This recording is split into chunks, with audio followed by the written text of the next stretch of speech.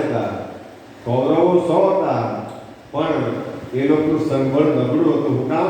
કારણ કે જેની બુદ્ધિ કુંઠિત હોય તો એ લોકોના પક્ષમાં પણ રહેવા જેવું નથી. જે માણસો ખરાબ કર્મ કરતા રહે, જે માણસોની નીતિઓ ખરાબ રહે, તો તેના પક્ષમાં કોઈ રહેવાની જરૂર નથી. અને પાંડવો સત્યનો પક્ષ લેતા, એટલા માટે જીવની આજે જન્મ જયંતિ છે, એ કૃષ્ણ પણ ભગવાન પણ એ પાંડવોના પક્ષમાં રહ્યા. તો નક્કી આપણે કરવાનું કે આપણે કોણના પક્ષમાં રહેવાનું. કારણ કે જે માણસ સત્યના પક્ષમાં રહે એનો એક ને એક દિવસે વિજય થાય, અને જે માણસો કૌરવના પક્ષમાં રહે, અસત્યના પક્ષમાં રહે, તો તમને મને ખબર છે કે તે લોકો આ સંસારના યુદ્ધમાં એ લોકોની નાસ્તી થઈ જાય.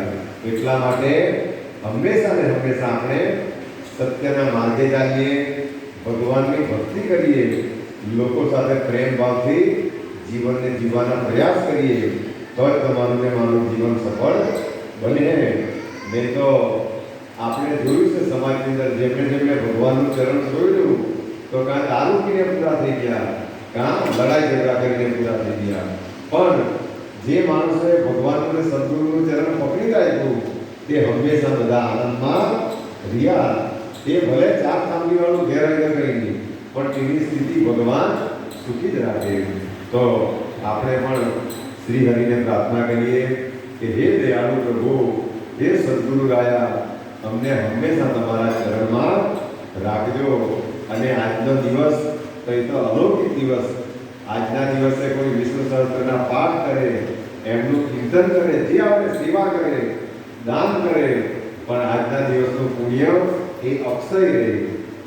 એક અક્ષય તૃતીયા, એક રામનવમી, એક દશેરો અને આ જન્માષ્ટમી, આવા બધા અમુક ઉત્સવો એવા છે કે જે દિવસે તમે દાન પુણ્ય કરે તો તે અક્ષય રહે. એનો કોઈ પણ દિવસે ક્ષય થતો તે કોઈ દાડે પૂરું નહીં થાય.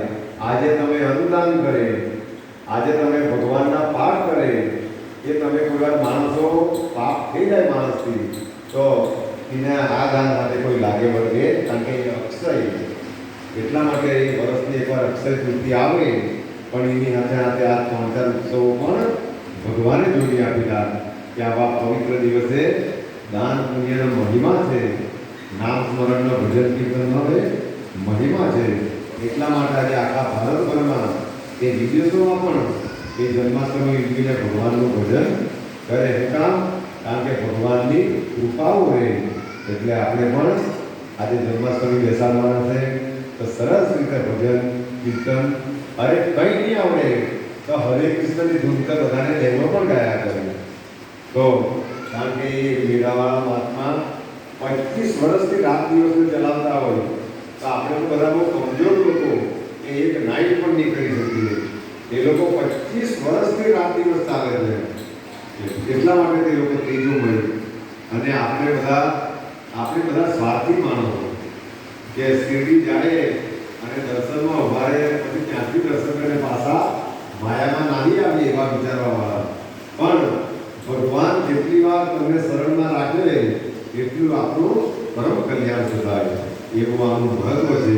તો આપણે પણ આજના દિવસે જેટલા ભજન કરાય એટલા કરીએ, સાંજે ઉત્સવ ઉજવીએ, અને કાલે પણ નંદ મહોત્સવ ઉજવવાનો છે. કાલે મહાપ્રસાદ દર વર્ષે રહેતો જ છે, અને કાલે આપણે દર વર્ષે જે ઉત્સવ ઉજવતા છે. તો બધા જ ભક્તો દર્શન કરીને પહેલા ભગવાનને વિરાજમાન કરી દઈએ. ગણપતિ દાદા બરાબર, ગણપતિ દાદા. શ્રી કૃષ્ણ ગોવિંદ હરે હરે, હે નાથ નારાયણ વાસુદેવા. શ્રી કૃષ્ણ ગોવિંદ હરે મુરારી, હે નાથ નારાયણ વાસુદેવા.